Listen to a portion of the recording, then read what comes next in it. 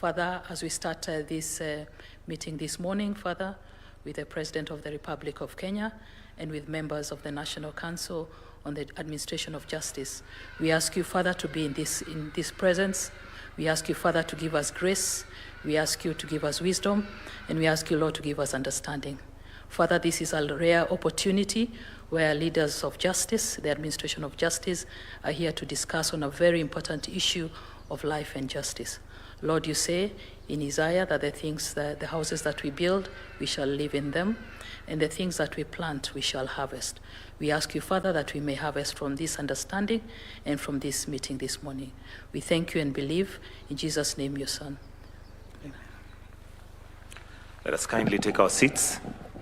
Your Excellency Dr. William Samoei Ruto, President and Commander-in-Chief of the Kenya Defence Forces, Honorable Justice Martha Koome, Chief Justice and Chair of the National Council on Administration of Justice, Cabinet and Principal Secretaries present, Governor Ahmed Abdullahi, COG Chair and Governor Wajir County, the Attorney General, the DPP, Chief Registrar of the Judiciary and Secretary of this Commission, the Inspector General of Police, the Commissioner General of Prisons, the Director General, Kenya Coast Guards, the Director Criminal Investigations, all council members present.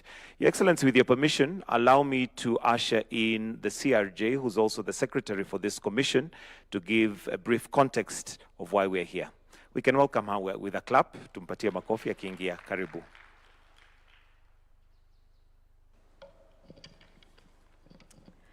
Your Excellency, the President and Commander-in-Chief of the Kenya Defence Forces, the Honorable Chief Justice and President of the Supreme Court of Kenya, the members of the NCAJ Council, all invited guests. We have 38 council members from broad justice sector agencies. We have the judiciary, the security, prosecution, Office of the Attorney General, correctional services, transport, health, social services, law reform agencies, witness protection, and non-state actors. And because of time, allow me just to request them to stand up just for recognition, kindly, the council members who are present. Thank you, Your Excellency. You can have your seats. This is the first specialized NCAJ briefing to you on matters that touch on enhancing traffic management in Kenya and also to address incidents of fatalities.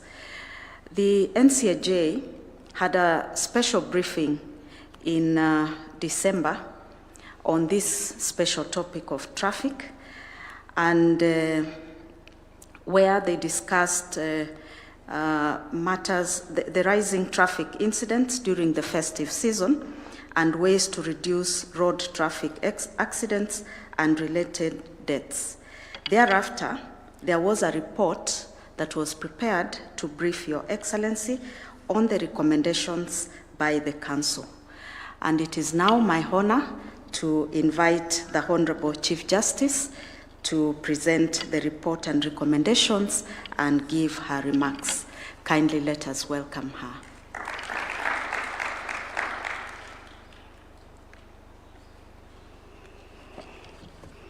Your Excellency, the President of the Republic of Kenya, Dr. William Samoei Ruto, the Honorable Cabinet Secretaries present, my colleagues in the Council of the NCAJ, and all the invited guests this morning, good morning. We are honored, very, very honored, Your Excellency, by your invitation of NCAJ today to engage on this important issue of enhancing traffic management in Kenya so that we can address accidents and fatalities. Your Excellency, the Kenya justice sector, as the CRJ has stated, comprises both state and non-state institutions. These institutions are mandated to administer justice, uphold the rule of law, resolve disputes, and protect fundamental rights and freedoms. As a central governance pillar, this justice sector supports public order, responds to citizens' justice needs, and fosters socio-economic development. We use two symbols, Your Excellency. The symbol of justice, which is the scale, and the chain link, which reminds us that each one of us is holding a part of that chain link, and each is as the strongest as the weakest. So to enhance coordination and service delivery within the justice system, the National Council on Administration of Justice was established post-2010 Constitution under the Judicial Service Act, Cap 8A, and it provides a structured platform for sector-wide reforms because it was recognized that coordination and collaboration and partnership is critical in delivery of justice. None of us can succeed alone. We must work together and work with synergy.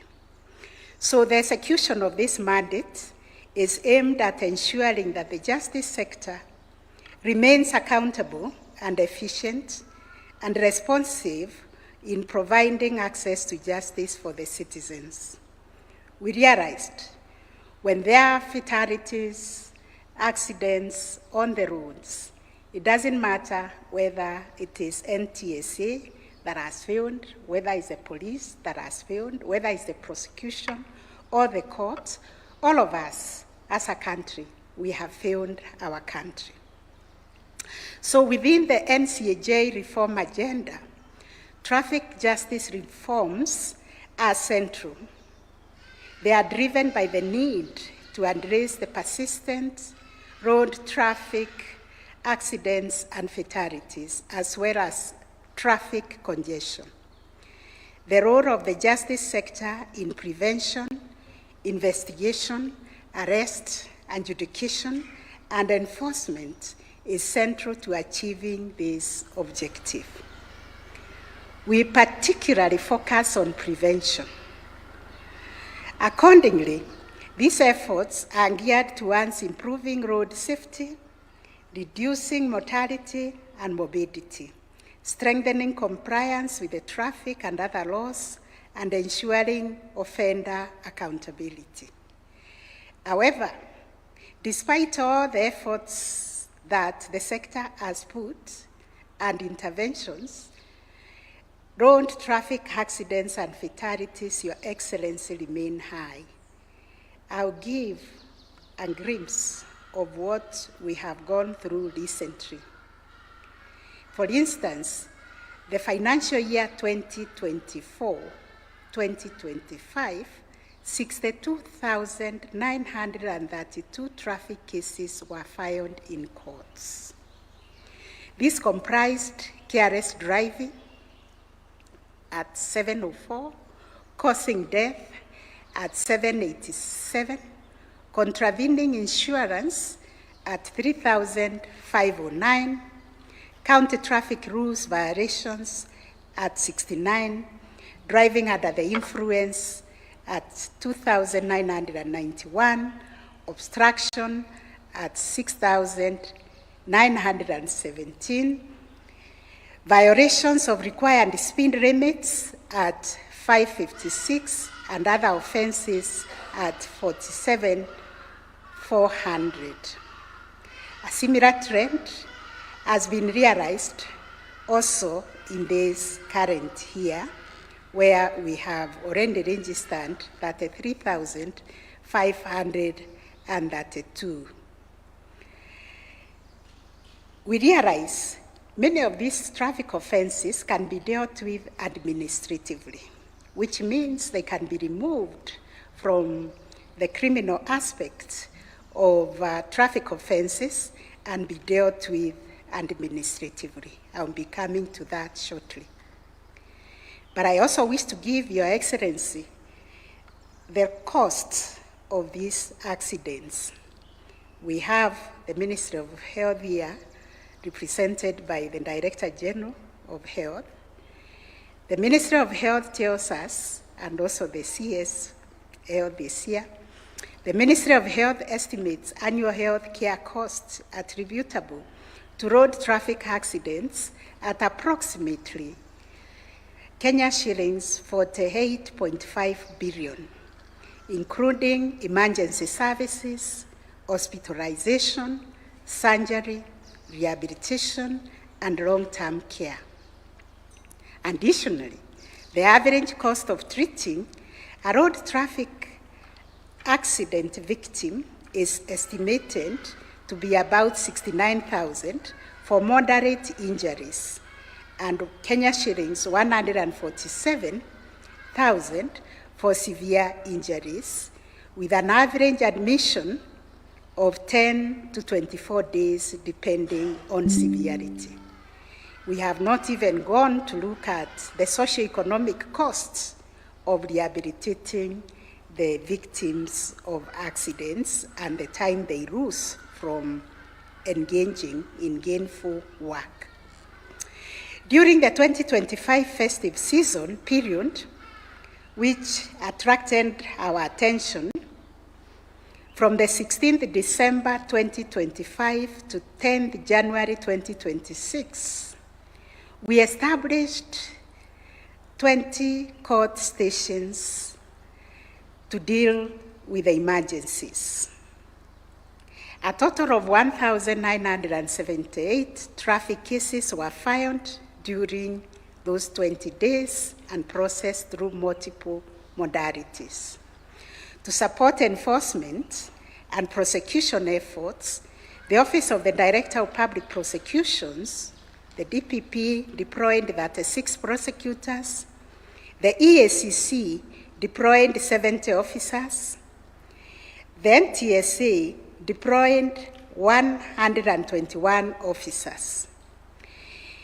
In 2025, a total of 5,000 road traffic deaths were reported, 2025, compared to 4,448 in 2024, reflecting an increase of 261 fatalities. During the 2025 festive period alone, we recorded 415 deaths compared to 338 deaths in 2024 for the same festive season, that represented an increase of 77 deaths, or 23% increase. This rise occurred alongside a significant growth in registered motor vehicles. We saw an influx of registration of vehicles from 81,000 in 2024 to 182,000 in 2025, and motorcycles from 58,000 in 2024 to 150,000 in 2025. There has been exponential growth in registration of new motor vehicles on our roads in 1 year. So the aim of this engagement, Your Excellency, is against this backdrop that we at NCAJ are here today to engage with you on the need to, one, advance a whole government approach for addressing road traffic accidents and fatalities, also congestion on the road. We feel it's a time we have a coordinated enforcement, adjudication, transport, and health services interventions across the relevant government agencies. We also felt the need, Your Excellency, to articulate before you the need for sustained high-level political leadership and seek executive commitment in prioritizing road safety as a crucial national concern that touches on governance, that touches on health and socio-economic development. Number 3, we felt we needed to mobilize an integrated and interportable ICT-based traffic case management system that links law enforcement, adjudication with the transport agencies. The need also to mobilize Your Excellency and the entire executive, the legislature, to support the enactment and amendment or operationalization of key statutory and regulatory instruments necessary for the effective investigation, prosecution, and adjudication of traffic offenses, and more importantly, prevention. Securing sustainable financial support to strengthen law enforcement and adjudication capacity in the justice sector. Your Excellencies, the following challenges affect the management of traffic, contributing to avoidable accidents and fatalities. The effectiveness of traffic enforcement and justice systems retained by digital integration across institutions, resources and capacity limitation, and integrity challenges in investigation, prosecution, and adjudication. In addition, public conduct remains a significant concern, particularly the unruly behavior within the border sector. Political interference in the enforcement of traffic laws, especially in the management of border and PSVs, is a significant challenge. Moreover, inefficient emergency response systems in the aftermath of accidents weakens road safety outcomes and accountability. Persistent funding constraints also continue to hamper effective enforcement and operations. Specifically during the festive season of 2025, the following operational challenges were encountered: unreliable ICT infrastructure, including poor internet connectivity and frequent power outages. Your Excellency, we also had delays in case registration at some court stations arising from procedural steps in arrest, processing, statement recording, and resubmission of case files, raw attendance by accused persons which undermined the effectiveness of virtual hearings, incidents of bribery which compromised enforcement and accountability. We also recorded unconducive working conditions characterized by inadequate office space because we were trying to set courts along the busy roads where we had no furniture or reliable electricity and limited basic social amenities for the officers. Non-compliance with traffic laws and guidelines by a significant number of road users, operational coordination gaps, particularly in communication, case management, and synchronization of enforcement with the prosecution, the courts, and the police. So therefore, we noted there are justice sector and justice sector reasons that cause road traffic accidents, because road safety in our country continues to be undermined by weak enforcement of traffic laws, corruption, lenient penalties, and poor coordination among institutions, alongside gaps in post-crash response and victim support. These systemic challenges are compounded by unsafe driver behavior, inadequate driver training and licensing, the use of unroadworthy vehicles and deficiencies in road infrastructure, factors that disproportionately endanger vulnerable road users such as pedestrians and motorcyclists or other drivers who are on the right lane. Further concerns include unruly operations within the matatu and the boda sectors, vandalized road infrastructure, inadequate dual carriageways on major roads, weak enforcement of pedestrian safety rules, and driver fatigue. So, Your Excellency, we have some recommendations. We require strong political and leadership support in the management of the bondas and PSVs. This should also entail supporting measures to enhance the observance of the rule of law, and Your Excellency, also to address the challenges affecting the youth as manifested by emerging protests, especially at a time like this when we are nearing elections. Indeed, as the NCAJ, we convened a special council meeting in July last year in the wake of the public protests and unrest, and we gave the responsibility to the Kenya Law Reform Commission to lead in the legal reform efforts aimed at harmonizing public order management and freedom of assembly and protest.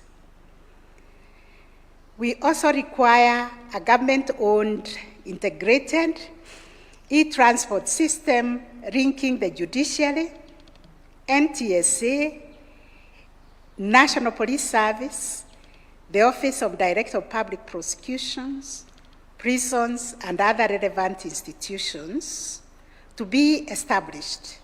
Already, we have an integrated system between the judiciary and the ODPP, and we are ready to onboard others. Because such a system, with unfettered access and the use by the aforementioned agencies, will enhance efficiency and accountability across the justice chains. The system should be supported by deepened digitization of the justice sector through provision of adequate ICT hardware, reliable internet, and interoperability of information systems of all actors in the justice chain to support the e-justice and e-justice service delivery. Your Excellency, we are calling for fast tracking of the amendment of the Traffic Act to support the use of technology in the administration of instant traffic fines for minor offenses and demerit points on diverse licenses. We also call upon the priority consideration of the Penal Code and Criminal Procedure Code amendment bills currently in the National Assembly, because those ones will strengthen the administration of justice and observance of the rule of law and maintenance of peace and security. We also call for operationalization of the National Road Safety Action Plan 2024-2028, especially the establishment of the multi-agency steering committee and the county transport and safety committees. We should include key justice sector players to enhance coordination and enforcement. The Social Health Authority, through Emergency, Chronic, and Critical Illness Fund, should also empanel ambulances across the country for timely response and access to life-saving services for accident victims. We are also calling upon the enactment of the NCAJ bill to support coordination and continuous reform of the administration of justice. Your Excellency, we feel NCAJ has outgrown the space provided and the JS Act, and it is time now. It's a baby that grows and walks on its own. 15 years being nurtured by JSC, NCAJ should have its own bill because this coordination is a huge mandate. The justice system is pivotal in ensuring reduction of crime, enhancing peace, and resolving commercial disputes, thus supporting entrepreneurship and investments, which are key ingredients for economic growth. This is why the NCAJ bill is urgent, because it touches on all the sectors of justice. It will provide adequate and sustainable financial support to NCAJ and the NCAJ committees on traffic reforms. It will facilitate continuous reforms, monitoring, and sector-wide coordination. Currently, the NCAJ is funded through a very small budget line from the judiciary, rather than through an independent allocation, and because of lack of funds, limits its operational autonomy and capacity to effectively drive justice sector reform. So we are calling also on strengthening of integrity and accountability mechanisms within the justice sector through increased support of the implementation of the justice sector anti-corruption strategic guiding framework to curb corruption in the transport and other sectors and enhance integrity and accountability. This strategic guidance framework is the outcome of the Committee of Arms meeting Your Excellency convened in January 2024, where we resolved that the NCAJ takes the leads on the fight for integrity within the justice sector. Therefore, Your Excellency, the various agencies have the guiding framework for the fight against corruption, and they have all been mandated to cascade what is in the anti-corruption guiding framework and implement that guiding framework within their organizations. We are also calling for sustained public awareness. This work cannot be won by the government alone, or government institutions and other actors alone. We need a sustained public awareness and structured stakeholder engagement to enhance compliance and overall effectiveness. Finally, comprehensive road safety education and sustained awareness campaigns should be institutionalized, targeting schools, public service vehicles operators, boda operators, and the general public to foster long-term behavioral change and safer road use practices. Your Excellency, we always talk about budget, and sometimes I seem like a broken record when I speak about funding, but it is included by these actors that the entire sector receives an allocation of Kenya shillings 198 billion against the requirement of 337 billion, implying a funding gap of Kenya shillings 131 billion. Most importantly, Your Excellency, the justice sector agencies need infrastructure expansion. The police stations, the prisons, the judiciary, or our infrastructure require strengthening. Adequate financing to enhance service delivery, including the provision of vehicles, motorbikes, computers, and other administrative utilities should also be prioritized.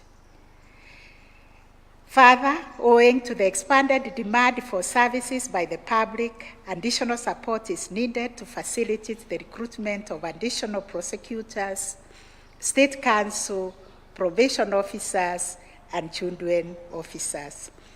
In conclusion, Your Excellency, we want to assure you that the NCAJ stands ready to lead and coordinate the justice sector and to respond in partnership with the executive and with the legislature to ensure that our laws are modern, our systems are interpolable, our enforcement is firm but fair, and our institutions are accountable. With strong political will, sustained investment, and collective responsibility, Kenya can significantly reduce road traffic fatalities and restore order and safety in our road. Thank you very much for listening, Your Excellency. I don't think we had an opportunity to hand over to you this anti-corruption strategic guiding framework for Kenya justice sector. And now that we are all here, allow me to present to Your Excellency a copy of this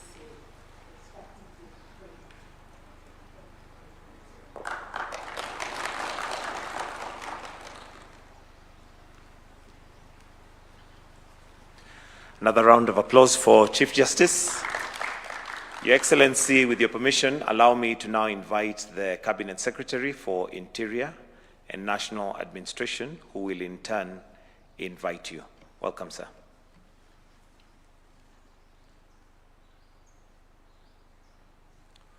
Your Excellency, the President of the Republic of Kenya, Dr. William Samoei Ruto,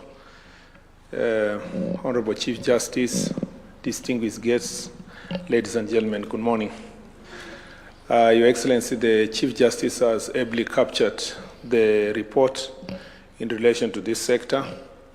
I had the privilege of serving in your administration, my first part as in the Ministry of Roads and Transport, and you very well guided us on what needs to be done on that part. And CS Davis and the team are continuing with the progress of ensuring that we raise private sector resources to support this sector. Your Excellency, as a matter of fact, there is an ongoing contract that is about to commence on this area to ensure that instant fining system raises resources that can be able to support us.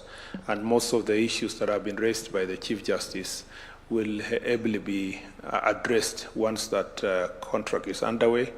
And I believe the resource gap that is really bothering us will be bridged. Your Excellency, we acknowledge truly what the Chief Justice said about integrity being a matter of great concern when it comes to enforcement. And the people of Kenya have been on our case, particularly the National Police Service, about collection of bribe by enforcement officers on the roads. We have no defense because it is the truth. It's not one of those things that you can stand here and defend because the people of Kenya see it all the time in our roads. And in our discussion, the answer is digitization and digital enforcement.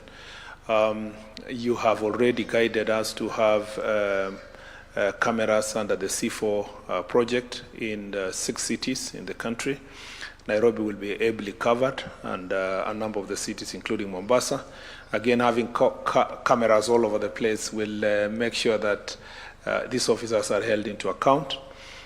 In addition, having instant fining system that does not require human intervention will make sure that the instances of corruption come down. Lastly, this report captures the most important part which is the citizen or the driver or the person who's using the road or motorist. Your Excellency,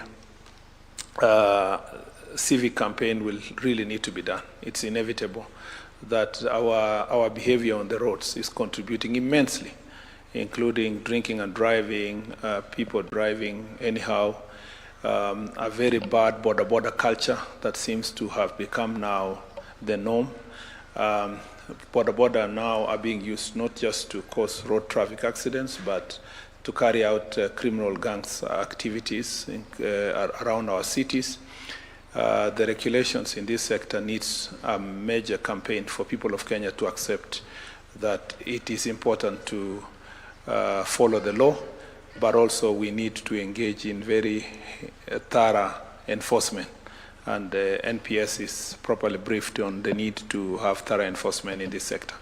Your Excellency, with those few remarks, on behalf of my colleagues, it is now my singular duty and pleasure to invite Your Excellency to give us guidance and advice pursuant to this report.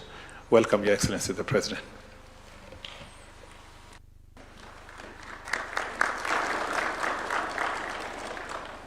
Thank you very much. Please, let's take our seats. Asanteni sana.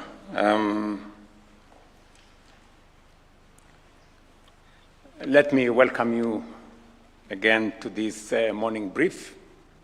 I appreciate that it's not very warm around here, but I think it keeps all of us awake. There was a bit of engagement from the birds around here, and I thought there was some distraction. But it is not about the birds, it's about the instructions that were given to them. I think the person who instructed the birds did not give them the correct time. Ladies and gentlemen, the safety of our people on our roads remain a matter of grave national concern. Despite sustained interventions over the years, road accidents and the injuries and loss of life they occasion continue to exert a heavy and unacceptable toll on our nation. Kenya records more than 4,000 road fatalities annually. Last year alone, 5,009 deaths were reported on our roads, an increase, as was said by the Chief Justice, of 261 compared to the year 2024. These accidents and their ensuing fatalities and injuries cost our economy an equivalent of 5% of our GDP, translating to an estimated Kenya shillings 450 billion annually. During the 2025 festive season alone, 415 deaths were recorded.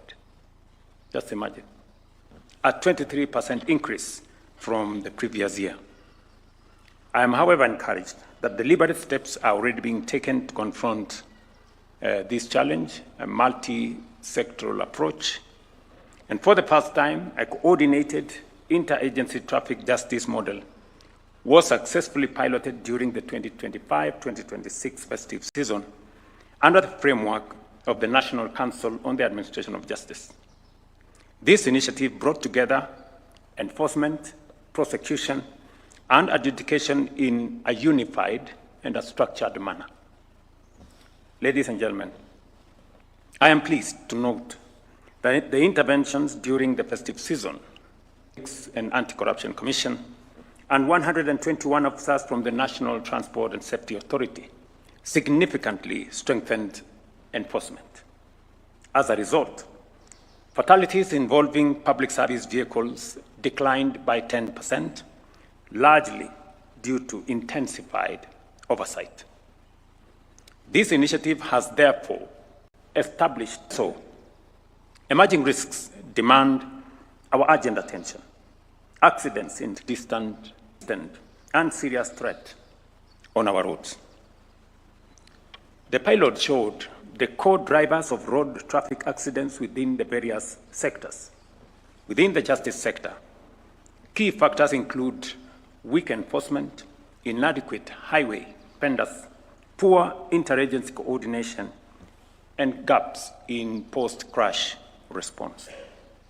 Widespread unlicensed riding, unroadworthy vehicles, counterfeit spare parts, unsafe road signs, the high vulnerability of pedestrians and motorcyclists.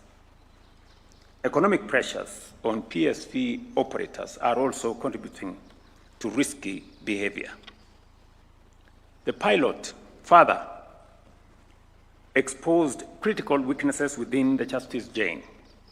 These include persistent corruption and roadside bribery, delays in investigations and prosecutions, weak evidence management systems, digital gaps, inconsistent fines, absence of traffic-specific sentencing guidelines, limited capacity of the workforce, funding constraints, and weak enforcement of notices to attend courts. Operational challenges were also evident. Virtual courts achieved only 25% success rates due to connectivity and power limitations. Budget constraints affected the rollout of mobile courts. Case processing delays were noted between arrest and registration at the Office of the Director of Public Prosecutions. In some instances, agencies continued to operate in silos while public compliance with traffic rules remained low. Ladies and gentlemen, to decisively confront these challenges, the report sets out a comprehensive package of reforms that we must urgently give priority to stem the continued loss of life and injuries in our roads. First, on legal and policy reform, the report proposes that we amend the Traffic Act to respond to emerging risks. Key measures include the introduction of instant fines and a demerit point system for driving licenses, the standardization of driver training and licensing, and the fast tracking of the National Council of Administration of Justice Bill. I think that's what the Chief Justice was saying, that it's now time that we have the NCAJ with its own statute that would help us coordinate better the actions of the different actors in this space. Second, on digital transformation, the report recommends the establishment of an integrated e-transport and traffic case management system, linking all relevant agencies. It also calls for the scaling up of automated ticketing, expanded deployment of CCTV and speed cameras, and the creation of a secure digital evidence management framework. Third, on police and integrity reforms, the report recommends the deployment of body-worn cameras for traffic officers, strengthened continuous vetting and integrity testing, enhanced anti-bribery mechanisms, and improved welfare, supervision, and working conditions for enforcement officers. Priority actions for non-justice sector agencies include fast-tracking the identification of black spots, particularly along the Northern Corridor and the Mombasa-Nairobi Highway. The report further calls for the adoption of safety by design principles in all new road projects and the expansion of pedestrian walkways, crossings, and dual carriageways. On vehicle and drivers, I note that the reports call for the strengthening of mandatory inspection of vehicles and motorcycles and the introduction of digital fatigue monitoring systems such as tachographs. It also recommends the requirement of defensive driver certification for PSV operators and the formalization of border-border operations through SACCO structures. Similarly, on emergency response, it is proposed that we establish additional trauma centers and ambulance response points along major highways, alongside the strengthening of the golden hour response framework to save more lives. The way forward, therefore, is clear. Sustained high-level political leadership is indispensable. Road safety must be pursued through a whole-of-government and a whole-of-society approach. Dedicated financing mechanisms, including the operationalization of the National Road Safety Fund, must now be prioritized. As a country, we have made an important step through coordinated enforcement and traffic codes. However, rising fatalities, systemic corruption risks, infrastructure gaps, and weak digital integration make it clear that road safety reform must now move from pilot phase to full national transformation. And while at it, I listened very carefully to the report that was made by the Chief Justice. And there are 2 or 3 fundamental things that come to my mind. Interventions. And therefore, we must make it much more painful to pay the bribe and make it much more easy to pay the legal fine. It is our responsibility. Because if the fine for a traffic offense is 1,000 shillings, and it means you spend a whole day in a courtroom waiting to pay the 1,000, you know, that's how we end up with the challenges that we have. We have read here that not many people even come to court, right? And the IG will tell you he has a long list of people who want to join the traffic department. Not because they are hardworking officers who want to assist us in any manner, but because of what is going on there. So I think we just must call it what it is. I have always wondered why we have taken forever Davis, the Ministry of Transport, and team.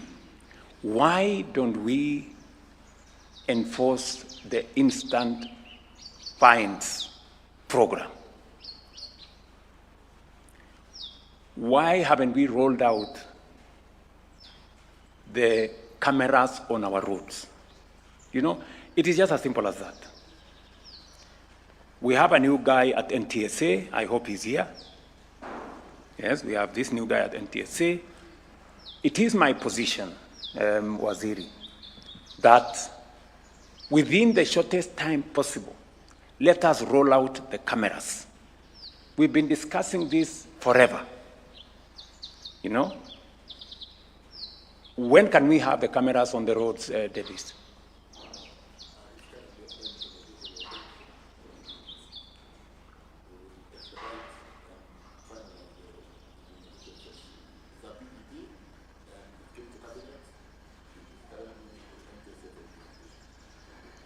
You haven't answered my question, Davis. When? When? Let's cut it to the chase. Because of the investors, 1 month. Thank you. It has to be 1 month. Thank you, I Your know Excellency. it can be done within 1 month. We'll do it, Your Excellency. So, with the support of the Minister and the Minister of Transport, rolling out the cameras is not rocket science. We've had cameras before on the roads. So let us roll out cameras in is it 5 or 6 major towns in Kenya in the next 1 month. And those cameras are already connected to the whole framework of instant fines. Is that correct? So that way, we will make it easy for us to do several things. Number one, we do not need to argue with offenders. The cameras will provide foolproof evidence that they are in breach. Number two, we do not have to go and bother the Chief Justice in court. The fine will be predetermined. When you have committed the offense, you will have a fine on your phone instantly. And the issue of us not having money will also end, because we'll be collecting money instantly. So we will solve all our problems in one shot. Okay? And then we can allow the Chief Justice to handle the serious cases of corruption and all the others. So there is absolutely, so two things that you must do. Let us implement the instant fines. Is the law in Parliament? The instant fines, is the instant fines regulations, are they already in place? Does anybody know? Offences regulations. Have they been adopted by Parliament? Yes. So, in 2016. So story finished. You know? So we have the law, we have the cameras, let's just roll them out. So this would be my real, instead of us, you know, all this is a good story. But you see, let's just finish it. Because I remember there was a small controversy that was brought to my attention on the sharing of the fines between the Justice Department, the Police Department, and others, and NTSA and somebody else. And I think that was sorted out. If it is not sorted out, we should convene quickly, sort it out, so that we roll out this program. That does not mean to say all the other things that we have said in terms of making sure that we can attend to those who are injured. And my proposal is that I hope the instant fine framework provides that the more offenses you commit, the higher the fine every time. You know, I think if you are a first-time offender, if it is 1,000 shillings, when you commit the next offense within the same year, it should go to 2,000, like that, so that finally, it becomes much more painful to breach the law than to obey the law. As it is now, it is easier to breach the law than to observe the law. Okay? So, if we can do that as of the timeline we have given, and then we can roll out the rest of on the highways and do all the other things that we are doing. I agree that we need a digital platform that is much more reliable than what we have at the moment. And I don't think that is, again, rocket science. I think we can put it together so that there is a digital system that brings all the actors into one space, and everybody can see in a transparent manner what is happening in which place, and we can all move in the same direction. This will also help us cut down on corruption. There would not be any need for the many traffic police on the road. We will cut down on we'll keep them to a bare minimum, because the cameras will do the job of the traffic policeman, and it will also do the job of the judiciary instantly. So I would propose, Madam C. Chair, as the chair of this great institution, that I agree with you on the matter of digitization, because it will sort out most of our problems. I have seen in all the other government interventions how digitization has reduced theft, corruption, and pilferage.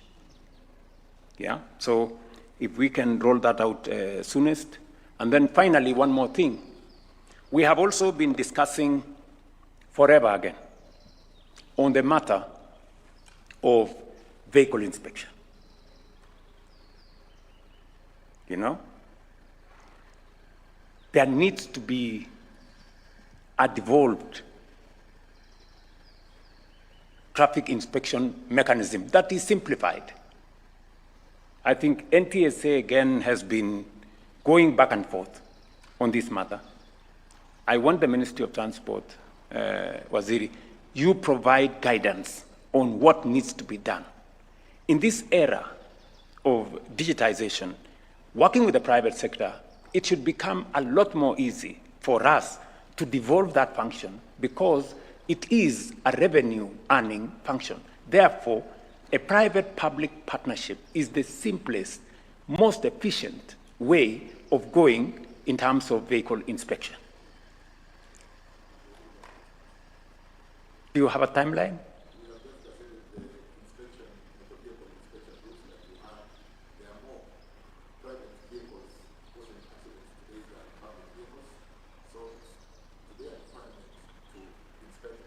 In Kenya, I'll shortly be addressing the media on the new regulations that we've just published and on the PPP framework for inspection of motor vehicles rather than spend some 12 billion, Bwana PS. We are working on PPP framework to get the private sector to come in. Absolutely. Thank you. Why are we looking for 12 billion shillings to inspect vehicles using government money when the private sector can do it and give us revenue? That's PS. You know, I told you this before. So again, Davis, so are the regulations been done? 2 weeks ago, I published the regulations. So they've not gone through Parliament? For inspection of motor vehicles, all motor vehicles, not just all vehicles. of them. Yes. We publish regulation for drunken driving, and we publish regulation for use and order of using school vehicles so that we don't impair and interfere or cause harm to our children. Thank you. So the regulations you have published will also take us all the way to getting a public-private engagement towards the inspection of both public and private vehicles.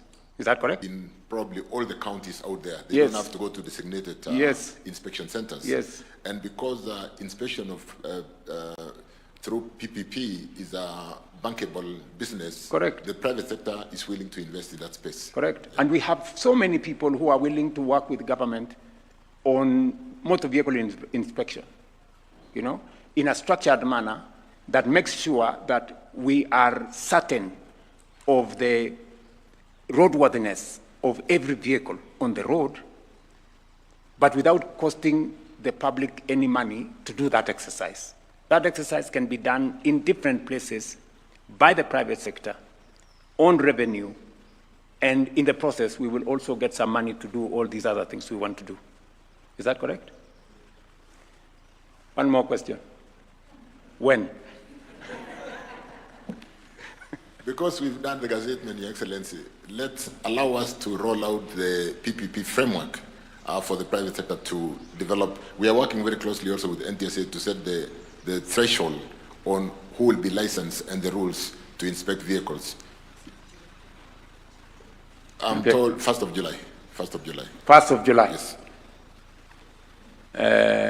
Bwana Deputy Comptroller, please put it in my diary so that I can call Davis on 1st of July to find out whether. Rules, Your Excellency. Gazetted. No, I'm saying, but you know, 1st of July is when we will begin to implement the PPP framework. Is that right? Well, that's my understanding. Yes, Abu Bakar? Your Excellency, we're giving time for people to apply for licenses through NTSA. And Licenses to do what? To operate a motor vehicle inspection center. Yes. So that then we give time for at least 3 months for people to set up these inspection centers. So that will take a bit of some time. Explain to me again, sorry. I'm saying we are encouraging, the regulations are now in place. So we are going to license private actors to get this license through NTSA, depending on the zoning that they will be operating. And then they're going to build these inspection centers so that the inspection of the vehicles takes place. So we have put a cutout deadline of 1st of July. By 1st of July, what will have happened? Vehicles will be being inspected. That's exactly what I was saying. Yes. So between now and 1st of July, you do everything else. So on 1st of July, there will be a place for every motor vehicle to be inspected. The same for the use of telematics, for Yes. commercial service vehicles and Yes. school transportation. So 1st of July. Correct, Your Excellency. So there's no variation, it's still 1st of July.